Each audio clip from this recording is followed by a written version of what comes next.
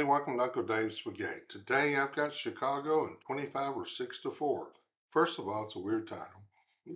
Second of all, what's it about? Well, I will tell you all that afterwards, but first, I need you to do something for me. I need you to help me to get through my first 1,000 subscribers. I'm about halfway there, not quite. So, hit like, subscribe, post notification bell for all of you who are new here, never been here before, or returning, and you hadn't subscribed yet. What are you waiting for? The way I do it is I don't stop the video. I let it play all the way through and don't pause it so you get the flow of the song, okay? So I talk in the beginning, I talk at the end, and then your job is to listen and love it, okay? Now, I've got the in-concert video. I'm going to tell you something that happened to Peter Cetera, the lead singer, just before he recorded this song live. Well, not the live version, but the studio version, that affected the way he sang for the rest of his career. And what's the song about? 25 or 6 to 4? I'll tell you about that. Okay, let's get to the music. We got one here where they're actually kind of having technical difficulties with the drum head, it looks like, or something with the drums. And while we're waiting for them, you can use this time to subscribe, hit like, and make a comment. I answer all the comments I can, and I want suggestions.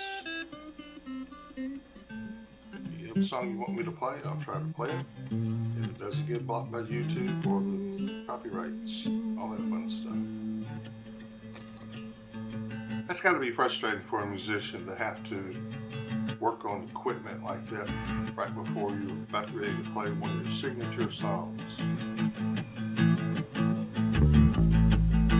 So what do you do? Just start jamming.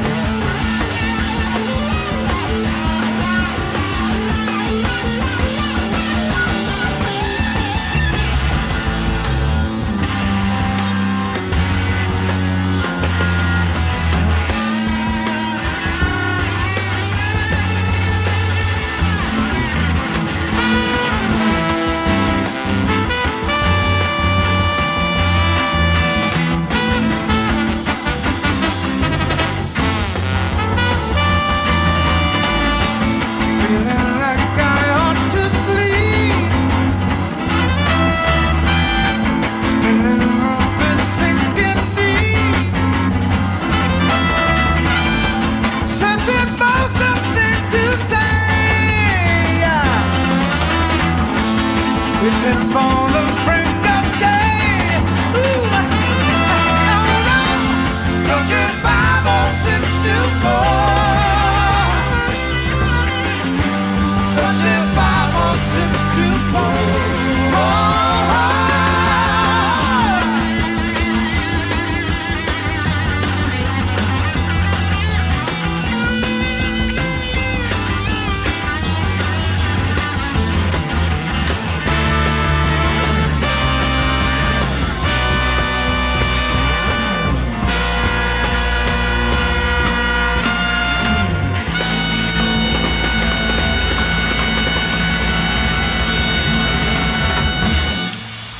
Take care. Yeah. What is Terry Capp? He doesn't get enough credit, in my opinion, as one of the best guitarists out there in rock. And I think it's because he's with a rock band, and he should be up there in the top 10 or so, 10 or 12 guitarists in the rock era. Um, this song, and Peter Cetera, he was the lead singer on that. He didn't look like the Peter Cetera that of later when he was very polished and very smooth and gentlemanly. But this was them when they were young and raw in 1970. So this was pretty early on in their careers. This song was written by Robert Lamb, the keyboardist and vocalist. He was said that he was living with a bunch of hippies over Sunset Strip and overlooked the Hollywood Hills, and he got to see the city. And he said he worked, lived, slept weird hours like musicians do. And and as the phrase that he was sitting on the floor, cross-legged on the floor, waiting for the break of day, looking for something to say. So the song is about him trying to figure out what to say in a song. And he looked at his watch or his clock. I have two different sources saying which, and it was 25 or 26 minutes to 4. He couldn't quite see clearly whether it was 25 to 4 or 26 till 4 in the morning. He'd been up all night and partying. I don't know. You call it. And he wasn't quite sure, so he wrote that down. I'm sitting here at the 25 or 6 to 4 trying to figure out what to say in a song, so I'm going to write about writing a song. So that's what he was doing. And it was very raw, and he took it to the group, and the group, all put their pieces in it, and they all threw things together, and they came up with the song. And he said he whenever he wrote a song, it was never truly a song until the group got a hold of it, and then everybody put their parts in it and pulled it together, and then came up with this. So that's how the song, and that's what the song is about, and that's how the song came together. Now, Peter Cetera, what happened to him? Well, right prior to singing the song and getting it recorded on the album, they went to a ball game, and it was the Chicago Cubs playing in LA and playing the Dodgers. Well, Chicago won. Peter had a Chicago shirt on, and after the game, a bunch of Marines pulling for the Dodgers. They weren't too happy and they wanted to take their aggression out on somebody. So they found this long haired hippie type guy that had a Chicago shirt on and took it out on him and beat him up. And he got his jaw broken in 3 different places, ended up into intensive care at the hospital with his jaw wired shut. And that's how he recorded the song. This is, a couple weeks afterwards. He had to sing with his jaws wired shut and teeth clenched. He had to learn how to sing in a different manner. But it came out great. And after he did this, then that became his style. Even after his jaw was unwired, he always sang in kind of a clenched fist, clenched jaw way. And if you notice there on the film, he had this kind of way of moving his mouth like almost as if his jaw was wired. And so that's the story behind the song and the story behind what the song was all about and what happened to Peter prior to the recording of the original, not to this particular event here we just saw, laying the tracks down for the album or the single. So that's a little bit about this song and about the events that took place. I did some digging up, found out, thought that was very fascinating. So thanks for dropping by. Hit like, subscribe, post notification bell, and be sure and come back and join me for some more tidbits of history and trivia, backstories, that fun stuff. Okay. All right. Well, thanks for dropping by. Be nice to each other. Be nice to yourself. Okay.